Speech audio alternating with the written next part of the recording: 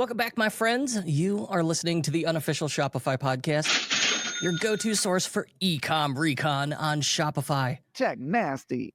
Oh, that was in the wrong spot. I'm your host, Kurt Elster. Check nasty. And today we have a special guest, a former professional tennis player, but more importantly, the founder of a company called Cancha Bags. Get ready to be inspired as we dive into the journey of Jack Oswald and how he's reshaping the world of sports and travel bags. All right, Jack, welcome. How you doing? Amazing. Really amazing. Thanks for having me. I've been a long-time listener, so really great to be part of the conversation today. Oh, so did you listen before you started a store? Like, what was the thing that made you start listening? Which came first, the podcast or your store? Oh, good question. I think they around about the same time, honestly. I'd like to say my story came first, but I think, honestly, as I was starting to delve into entrepreneurship while I was still playing, I was, really interested in hearing about other people's stories. And I listened to another podcast called How I Built This, if you know it. And that huge one. Honestly, between that one and the Unofficial Shopify podcast, I was just going back and forth between both of them. I was just finding it so incredibly exhilarating and just so much information in terms of, getting started. And so it's been several years now. I've really enjoyed every episode. Well, I appreciate it. Thank you so much. Hey, did you leave a review? I have indeed left a review. Yeah, thank you. It's probably it's under a pile of reviews probably now, but I did leave a review. No, I appreciate it. No, they're that's like you live and die by those, but they're hard to get. I mean, think about how often you'll leave a review for anything, and for podcasts, it's even lower. And then it's like fractured across different. I should not do shtick about podcast reviews right now. All right, so you sell bags. Bags are it's a popular category. Like I think on Shopify, apparel and fashion, huge, and then you dive within that bags. Whether they're purpose-based, gendered, like a purse, or just a backpack. Bags are a popular category. I can think of 3 clients who sell bags and are very successful at it. K&KG, Tactical Baby Gear, and Recycled Firefighter. Why bags? Why did you get into selling bags? Yeah, I think you're right. Bags are a really popular category, and I think it's partly because they have a really personal aspect to them. I think regardless of their use case, whether it's a handbag, whether it's a backpack versus luggage, people are carrying their prized possessions in these things and they're taking them to destinations. And I think there's a really intrinsic personality to them that people really identify with. And especially when it's linked to a specific niche that people are really, maybe it's a phase of their life, for example, like tactical baby gear. And I think that's what really drives people to it. In my case, in terms of bags, it was similar, but I was actually from the customer aspect. I was originally looking for better bags for myself as an athlete as I was traveling and trying to better carry all of my tennis equipment, and whether I was going to another tournament in another country, or whether I was just touring around a city after an event, or coming home. I needed my bag for different things. And so I originally really just started with trying to find a better way to carry all of my gear for myself. And so, all right, so you were a professional athlete, right?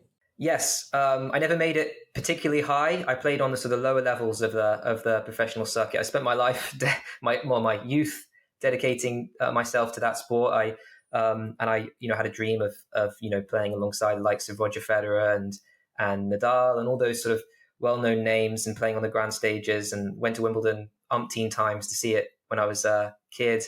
So that was, tennis was always my passion and my dream. And I ended up making it to sort of the lower levels of professional circuit and traveling, and got to see some amazing places, and from, in South America, in Asia, and around Europe, and in the States. And so I really got amazing experience out of it, even though I never really made it my full-time living. And so while you had that experience, which has to be an incredible experience. It speaks to perseverance, speaks to self-control, to be able to operate at that level. What would you say, were there any lessons from that career that live today that you use, athletic experience, career lessons that apply to running your business today? Yeah, definitely. I think, going into Cancha, I didn't have the business background, but tennis helped me a huge amount in terms of my experiences there and as an athlete. And I think part of it was just that growth mindset, which I think so many entrepreneurs have. It's an acquired skill. I don't believe that it's something you're born with or anything. I think it's an acquired skill, understanding it and having that mindset to get that 1% better every day. And in tennis, To begin with, especially, it's one of those sports where you play like crap to begin with. It's terrible. You can't keep a rally going. You can't really make the most of the sport. It takes a lot of dedication just to get to a point where you can fully enjoy it.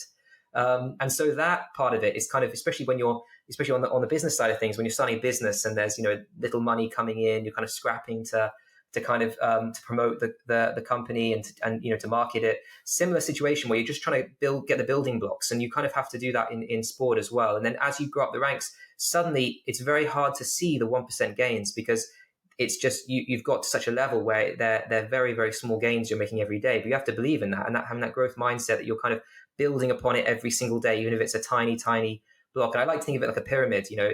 I began to really enjoy the aspect of when I was on the tennis court and training and playing tournaments, of just putting another block on that pyramid each day. And even if it was a stone that day, it was something. And I think that's something that I inadvertently brought over to business, where I was suddenly, in an unsurmountable situation where, I didn't really have any experience and didn't understand how to get where I wanted to go. But my dad always had a phrase for me, because he actually started a business when I was young, and it brought us to the States. Actually, I lived in America for quite a few years, and I didn't think about it at all when I was a kid. I didn't think about the fact that he was an entrepreneur or anything. Didn't mean anything to me. But he used to always say to me, "You can eat an elephant one toe at a time." And I, again, didn't really think of any of it at all. And now I realize how important that is that these unsurmountable goals are. It's all about just taking one step forward, and that's kind of something I took from tennis into entrepreneurship. And so the bag you developed, this is specific to tennis players? It certainly started that way. We've expanded quite a bit since then, but definitely started with tennis. And I started with tennis simply because that was an industry I knew. I knew it so well. I spent most of my waking days on a tennis court or traveling between ones. So I knew what it was like traveling with tennis equipment. I knew that I could provide value there, and I knew how the tennis industry was quite antiquated in terms of still relying on wholesalers, retailers, antiquated type of marketing tactics. And so I knew that there was a lot of innovation that could happen there, both on the product and also the brand side of things.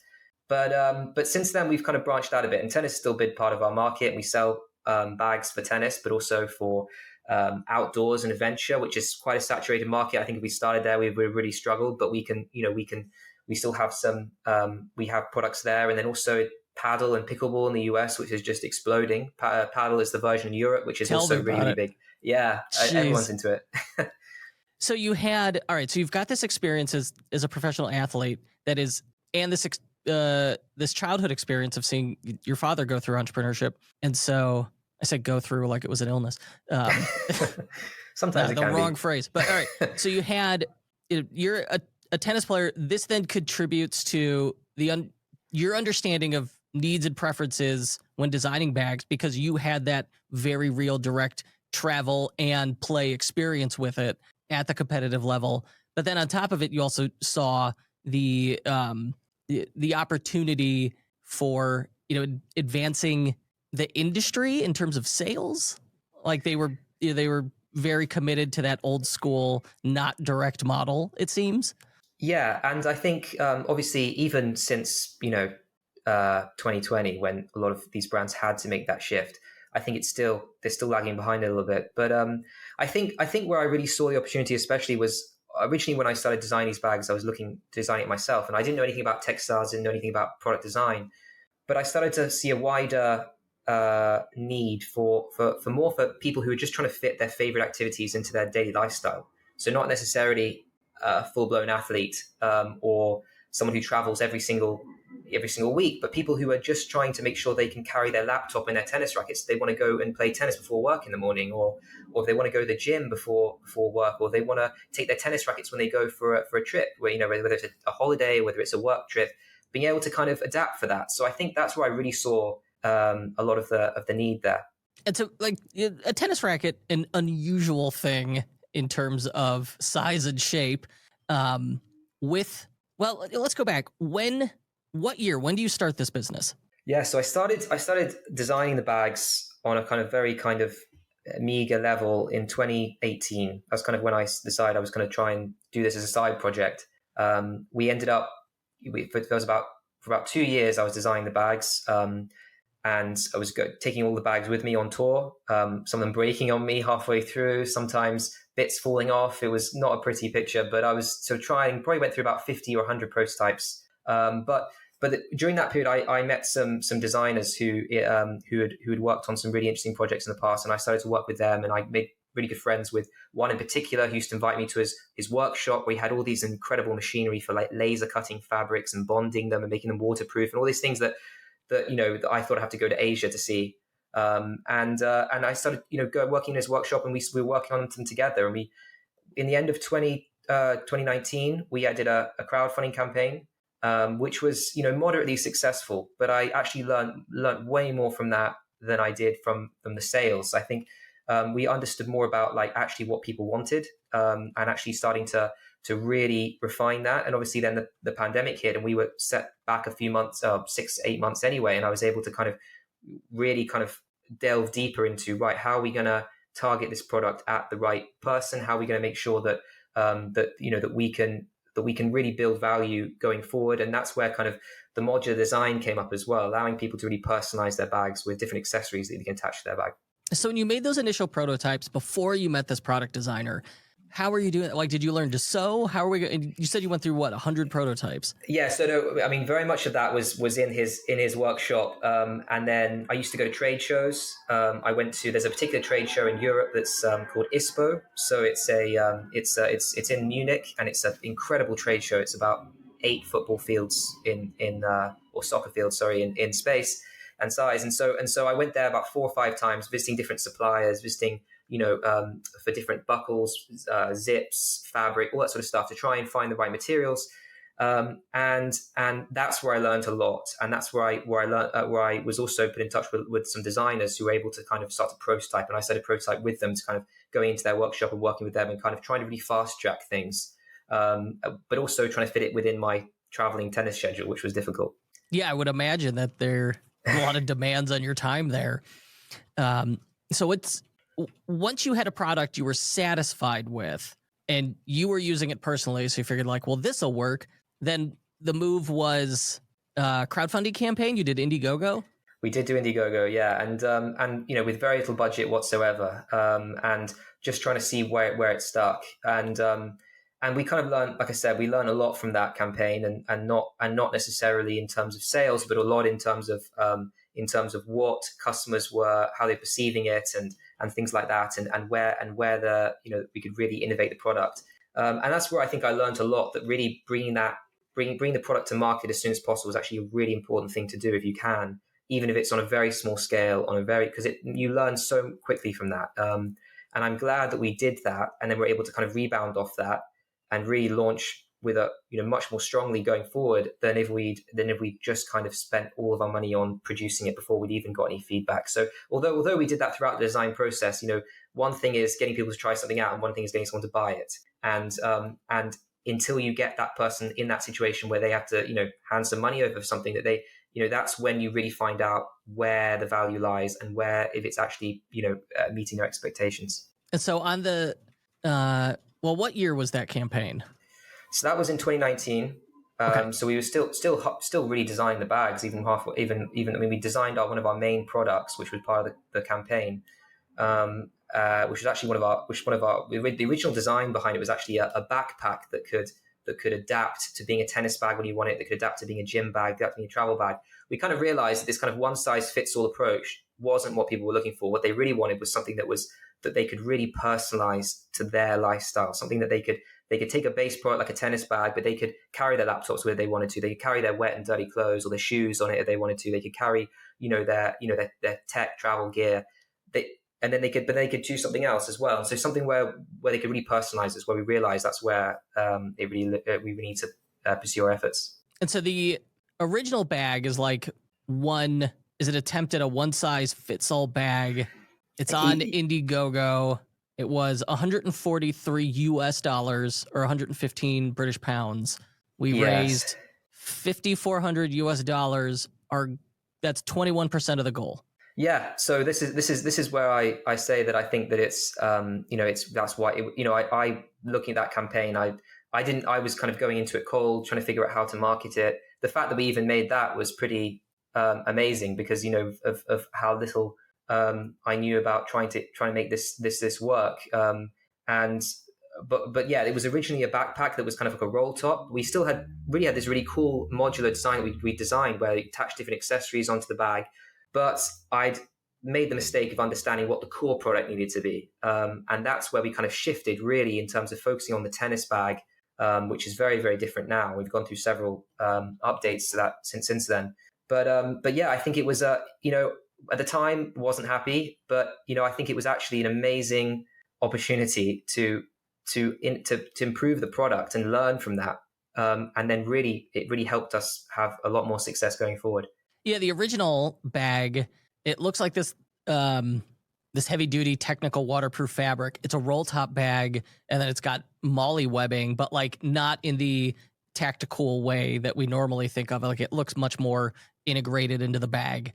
And they've got I forgot what they call that, but it's where you weld like a synthetic material to another. It's like an electrostatic process. RF welding. RF welding. Thank you. Yeah. That like you see that and you're like, this is some good stuff. And so like that bag looks good. And then when I see the final version on your site, and we got to talk about your content at some point because it is phenomenal on this website. The aesthetic has not changed, but then the bag becomes much more, a little more traditional, but then like still has the attachment points for its accessories. And then there's a wider range of bags. Oh, these are add-on attachment, but then those are their own bags. Like this day bag is its own bag, but then also an attachment? Absolutely, yeah. So this is where the content comes into play because there's a lot of education required for me to understand how everything works. And when you've got limited attention span online, it's really important to get that across. But yeah, so our bags have different kind of accessories that attach onto them. So for example, we have our core products like our racket bag, our backpack. We have a paddle bag for pickleball as like our core products, and then we have different accessories called like a day bag which attaches on. We have a wet dry bag, putting your clothes and shoes inside. We have a larger version of our day bag called the Day Bag XL, which like XL, which fits different like a laptop and things like that inside, like cables, and you can just wear them all independently. So if you wanted to take your rackets off when you get to work and just take your laptop bag in for work, you can do that. And vice versa. If you're carrying both on a plane, you can attach them both together, put them up in the overhead locker. So that's kind of the idea behind it. You can attach and detach depending on what you're doing throughout the day. And then what I love is those accessories are very much like just as useful independently. Like I could buy the add-on bags and never buy that core bag, and it would still have the same or similar utility. I think that's clever and important because then it feels less like an add-on purchase. So when that Kickstarter happened, like you'd spent a year, you're like, look, I'm my core customer. I live this life. I played with this product. I used it in the field the way it was intended to be used. We put it on a crowdfunding campaign on Indiegogo. We had the pro content made, and then you got to 21% of your goal. You either could have said, well, we tried our best and it didn't work out, so let's just quit here and not throw good money after bad. Or you say, wow, 27 people were willing to buy that product and it still feels unfinished to me. Let's keep going.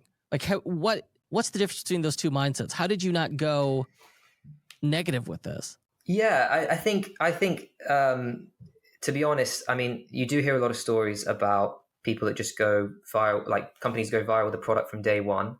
It's so rare. It like is actually so rare.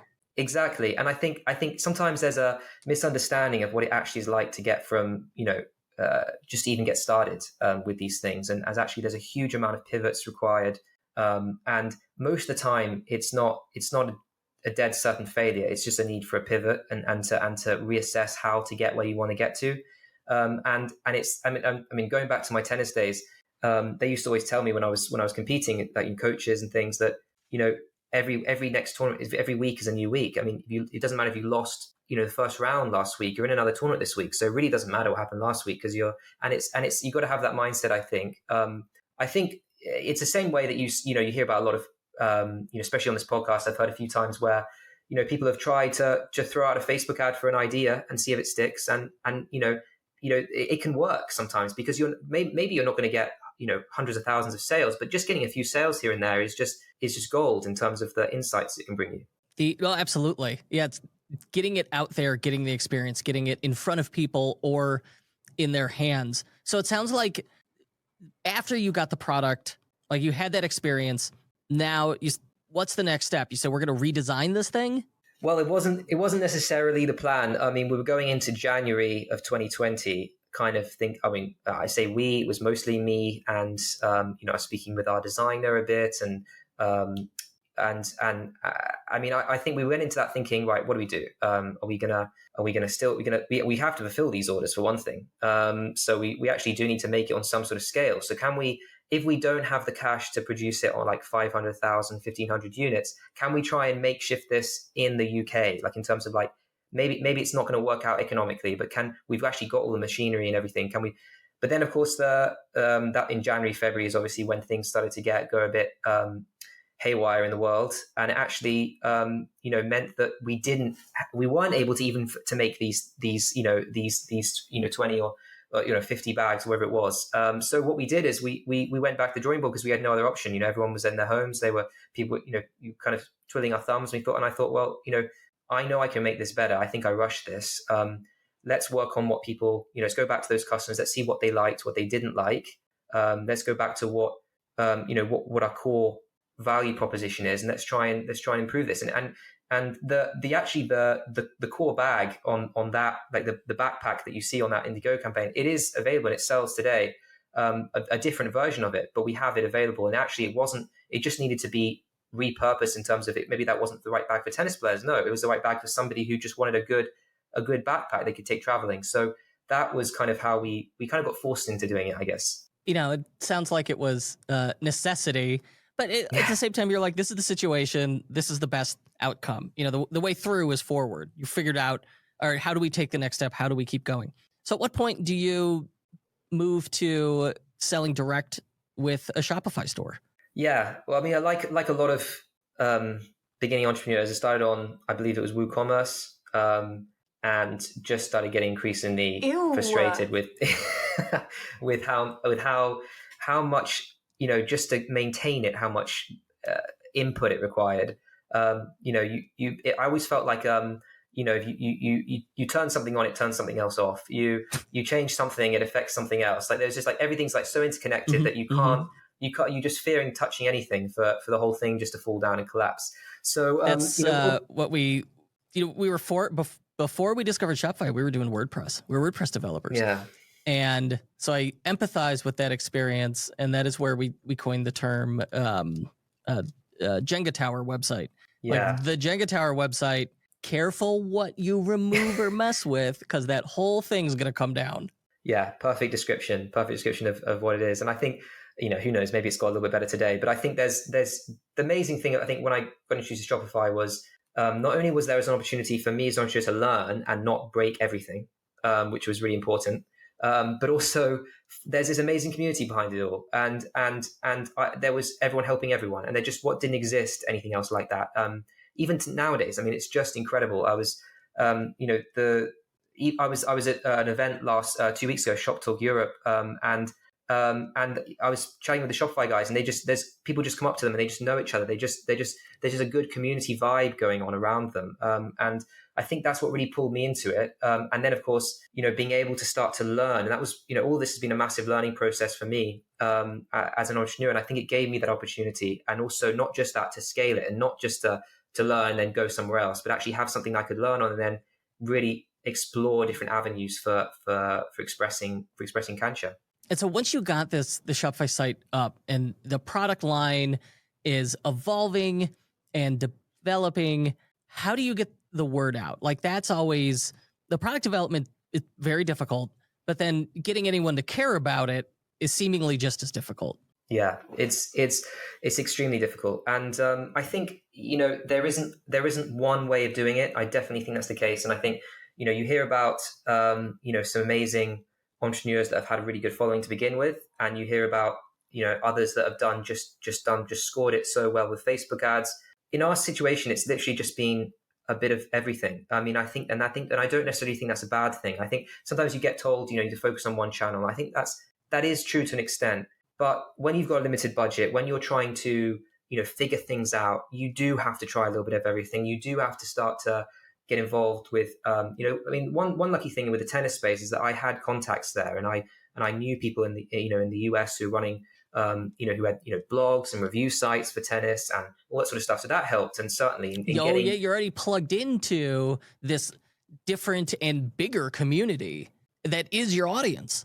Yeah, and so that was great. And then I think in terms of our story, that resonating with tennis players was a really, really important part as well. And so people were able to bear with our learning process because of the fact that they really identified what we were doing and the story behind the brand. And I think it was unique and different. So that helped certainly. But yeah, I think scaling things has been, it's been a bit of leaning on the audience that I know and that I'm sort of connected with, but also, just same way trying to figure out how to run Facebook ads profitably and how to create good content, whether that's written, whether that's, through social media. It's been a little bit of everything and just trying to push forward with it all, I think. All right, so there's no one channel, but when you combine everything and you have your story and you have this product, and that is what resonates with people, helps keep you top of mind. It's very traditional marketing in which it's like, all right, once we have that, we've identified the pain, we have our solution, and we've got this narrative and a spokesperson. You're the perfect spokesperson for this. And then you combine that with like, all right, can we stay top of mind with people? Can we increase frequency? And that's the advantage to having, those many channels. And it also, I think it takes a lot of the risk out of the equation, right? One channel, say Facebook, could fall on its face one year, but then the others, good thing you had those available to you, right? You don't want to be solely reliant on this single point of failure. So are you the face of the brand? Or are you like, you're your own influencer here? In some ways, I mean, I haven't got a massive following in the sense that I was maybe a little bit late to that because when I was traveling on the tour, even then social media was, there were influencers, but it wasn't like nowadays where, I feel like if I just recorded everything, I would have gained some sort of following. But, back then it was big on the gram back then. Yeah, I could have with all the photos. Yeah, I guess I could have. But I think that, so in the sense that as the main touch point for the brand, I have customers who DM me on Instagram all the time. They'll send me pictures where they're going. A lot of them want to talk to me about where their kids are playing tennis, where their next tournament they're in, and want to talk to me about ideas for product. And I accept that with open arms. I'm so engaged with all of them because I really think that relationship building is such a key part of the whole equation, and I think it helps everything because I think we've got a very good referral rate. Our bags are quite durable, meant to last. So although there's accessories and things people buy for their bags, people aren't necessarily buying unless they're buying for a friend or something. The returning customer rate is not incredible. It's not like a consumable product, but our referral rate is very good, and I put that down to the product and then our ability to build relationships with customers and understand them, empathize with them.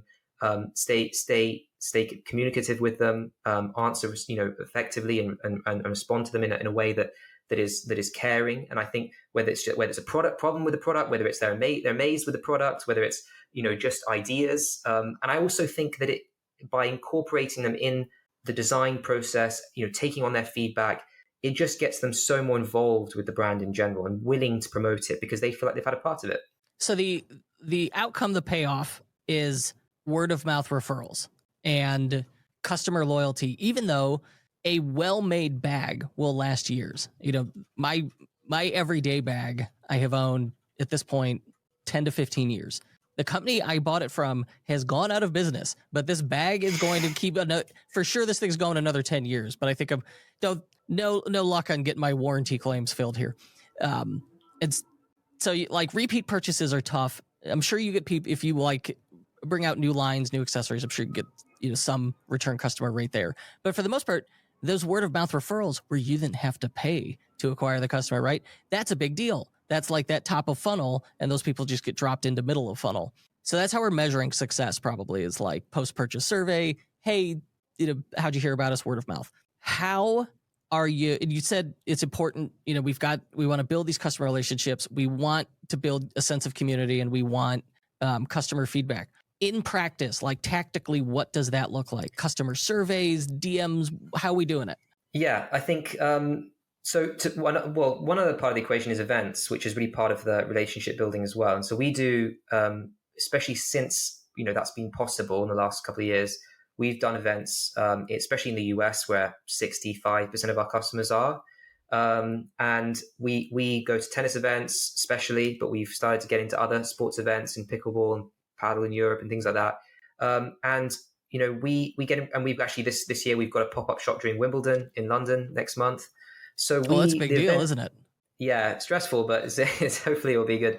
But yeah, that event side of things is so important, because sometimes we break even on it, or maybe even make a loss.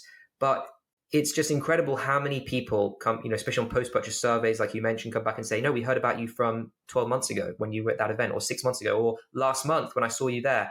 And not only that, it's like, it's people are amazed that I'm there. They can't believe it. They're like, oh, it's you. And I'm like, yeah, I'm here. I'm here with the rest of us. And they love that. They want to chat to me. They want to ask me about tennis. They want to ask me about the bags. They have some ideas for improvements. It's just an amazing way to build relationships. But face to face is amazing. The only problem is, obviously, it's not necessarily, it's scalable, but it's not quite as scalable as other opportunities. So we look at other ways as well in terms of on-site, in terms of getting people involved with community like online communities.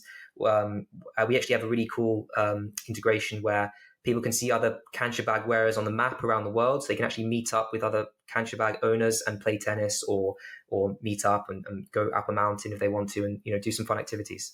So there's no replacement for that face-to-face engagement. I have talked to many people, and many will have got their initial customers, got their business off the ground by going to events. I've yet to meet a person who's done in-person selling at an event and then said, hey, what a waste of time. I shouldn't have done that. Everybody, even Hoonigan, who's been around, this huge company, has been around over 10 years now. They talked to them yesterday, and they're like, oh yeah, over the weekend we went to this event, and they could not say enough good things about selling in person at an event, a thing that they regularly do now. So, it really does not matter what size you are, where you are, that in-person selling, at the very least, you engage with a whole bunch of people and get feedback. And I think in most cases, it turns into sales and referrals in, a way that social media, because it's so fleeting and it's such a light touch engagement, right? Like, I saw 2.5 seconds of a TikTok video before I swiped on the couch while also watching 2 other screens and wearing my Apple Vision Pro headset. Like, it's crazy. Yeah. And so that you can't do better than that in-person engagement. So are there any, like, what's a specific change to the product where someone's like, hey, it'd be really cool. And then you're like, you know what? We're doing that. That is such a good idea. I'm an idiot for not thinking of it sooner. Oh, that happens all the time. I think first of all, I think perfection is always the goal, but you're never going to get there. And the other side of it is that you're not going to please everyone. Some people want, a $200 bag for $20, and it's going to be tough to provide that. But those who are really engaged and actually say, you know what, I like what you're doing, but here's what I think, this is what I need. We've had customers say, you know what, I really want an attachment that's a cooler. I live in Florida. It's really hot. A water bottle holder doesn't cut it. I want to keep my drinks cold, but I don't always, just want it in the summer. So I want to have that attachment for when it's hot and I want to keep my drinks, my snacks cool and everything. That's an amazing idea. Some people just want like a certain pocket somewhere. Someone said to me the other day, I travel a lot and I want to have my the pockets RFID protected, because I'm traveling places where I don't want someone scanning the back when it's on my back. Things like that. Sometimes I think they're quite niche ideas. Sometimes they're quite broad appeal ideas. I think it's important to accept all of them and see, right, well, what's the timeline for this? How can we bring this in? How many people are asking for this? And do priority order like that. How do you weed out the good one? Or how do you get to the good ones and throw out the bad ones? Like, there are a lot of different ideas in there. And I'm like, RFID blocking, I personally don't care, but I could see the importance of it. For sure, Florida's very hot. So it said to me, look, I need a cooler because Florida, look, I get it. How do you know which is the one and, which is just like you're going to end up building the Homer car from The Simpsons? Yeah. Yeah, it is a tough one, and also even when we bring out a single product that we're pretty sure that everybody wants, some people want it a different way than others. And so, we were designing an organizer for one of our bigger tennis bags that you can organize everything inside, that can be taken out, taken in. You can hang it on a wardrobe, and when you get to a hotel, and take it out, put it back inside, that sort of thing. And then we have very different camps on how customers want it done. Some people want it to be very simple, others want it to be complicated. It is difficult. I think it starts with, how does that resonate with what we're trying to do as a brand? How does it help people travel better? How does it help people carry their equipment better? If it fulfills that initial purpose, then we've got the green light to think about it more and see about how we can incorporate ideas without there's a saying, that a camel is an animal designed by a committee, because when everyone's ideas come into it, it ends up just being some sort of kind of mess. And so it is hard, it is difficult, and I think it's kind of cross-examining ideas, from different places, whether it's on a post-purchase surveys, whether it's on a survey we send out to customers, whether it's speaking in person, and we get even just like emails we get from customers. You start to get an idea about what the majority want, and maybe there are some similarities between certain ideas. So it's looking at some level. So it's demand. Like, is there frequency to this? How many people are asking for this? And what's practical? But then also just trusting your own vision as a product designer with that experience. Yes. Yeah, I think so. I think it's a big part of it. And then I think also the more that customers are involved with it, even if not all of their ideas make it through, just the involvement is such an important part, because they feel intrinsically attached to the brands and to the product you've created. So I think it's a win-win overall. I want to talk about your website a little bit before we go. Canchabags.com. It is such a cool site. It does a lot with like short form video. And it's got some really neat features that I wanted to call out. Like on the homepage, there's a bestsellers carousel that's just got like the feature is whatever product you're looking at flips to like a quick action shot, that's like 4 to 8 seconds long of someone using the bag in slow-mo. You could put me eating a cheeseburger in slow-mo and it would look badass. And so like just showing slow-mo, I mean, it's just people wearing a backpack and walking in a park. All right, that would normally be boring. Slow-mo on a website is your featured product image. So this is awesome. And then in the bottom left, there's a talking head video of you that's like, it's powered by Tolstoy. Hold on, check this out. Yeah. Hey, I'm Jack. I'm a former professional tennis player and the founder of Cancha. And so like you click this thing and you start talking, and then it's got a quiz on it, and I could jump between videos. What is this thing? It's cool. Yeah, we've been with Tolstoy a long time. We partner with them on different things as well, because we understood that we really need to find a really engaging way to educate our customers on our products, get across the key benefits as quickly as possible. And there's no way like video to do that, but also to build relationships with them. And there's no way of doing that online other than literally seeing someone's face and seeing how, what it means to them, to this brand, this product, and having that relationship. And this is the closest we can get to it. Although we're looking at other ways in terms of, there's all this sort of stuff behind live shopping and things like that. But I think that's a really good way of doing it. The video helps us get across everything in a short period of time. It really, distills the benefits of what we're doing. It has quite a unique aspect to it. And it also has the personalized with the quiz, like you said. We can navigate customers to the right thing based on asking them the right questions and in a personalized manner. And you said, hey, we got to ask our customers the right questions and in a personalized manner. There's also a quiz on the site, upper right corner in the header, bag finder quiz. I click that, and then it's like, hey, what are you using this bag for? And I said, adventure. Clearly, I am an adventurer. And then it asked me, I love this, what's it need to fit? Oh, well, I have camera and laptop would be nice. What's your gender? Male, female, prefer not to say. And let's see, my age. Oh, and then I have to enter my email or skip. We have the Ascendant is the bag. Okay, so I'm going to click Ascendant, the Ascendant pack, the ultimate adventure bag. And then there's more short form video. On the product form, it says, see how others are using it. And it's like, oh, I want to see how Elena is using it. I click that. And there she is in Spain, like walking around using this. That's very cool. What? All right, who powers the quiz? And then this, like, see how others wear it. How are we doing that? That is also the secret. Tolstoy's gonna love this. I've never heard of this before. I swear to God, there's not like it's not SpawnCon. This is all natural. Yeah, no, that's also Tolstoy for the short sort of story videos we have next to the product.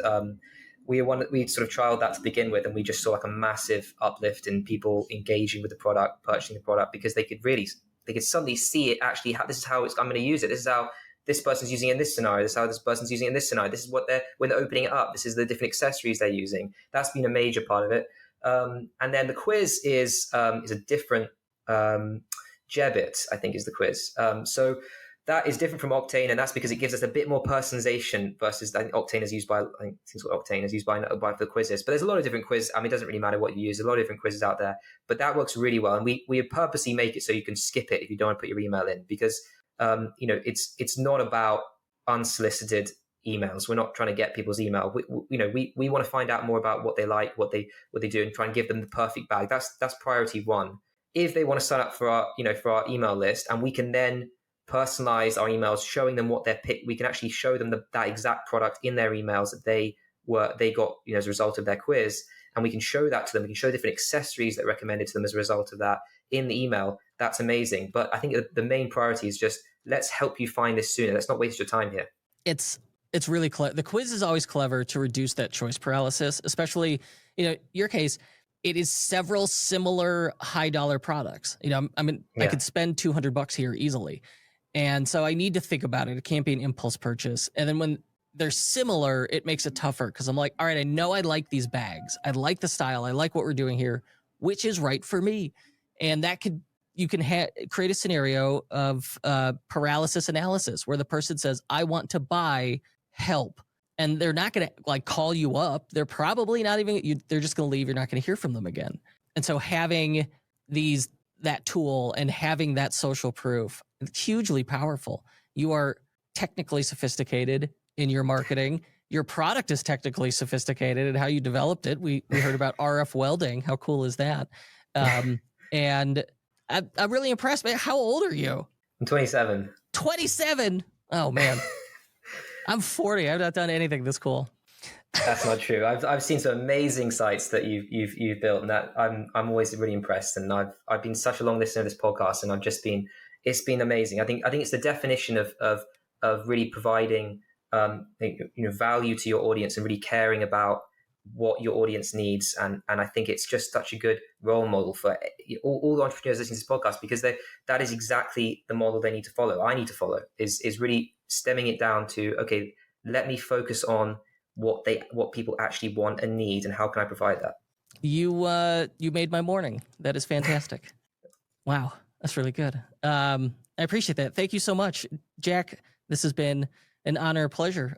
Where can we go to learn more about you? Oh, and I see in my notes here, I believe you have a coupon code for us. Yes, we do. I believe it's Take Nasty 15. So if you can, it's on canchabags.com. It's on anything. We'll keep that going forever. So you can always get a discount there. Feel free to reach out to me on LinkedIn, Jack Oswald, or on Twitter. I think Twitter will be in the show notes, but yeah, I'm always interested to meet new people who are doing some really cool things with their companies, and they share ideas, find different ways to grow. And I'm really excited to meet people from this. Jack Oswald, Cancha Bags, thank you so much. Thank you. Remember, my friends, it is not just about creating great products. That's what we learned here. You need more than that. You have to connect with your customers as well to keep things going and get that delicious, delicious word of mouth referral purchases. Thanks for tuning into the Unofficial Shopify podcast. We bring you stories that inspire and ignite your entrepreneurial spirit. And until next time, keep selling.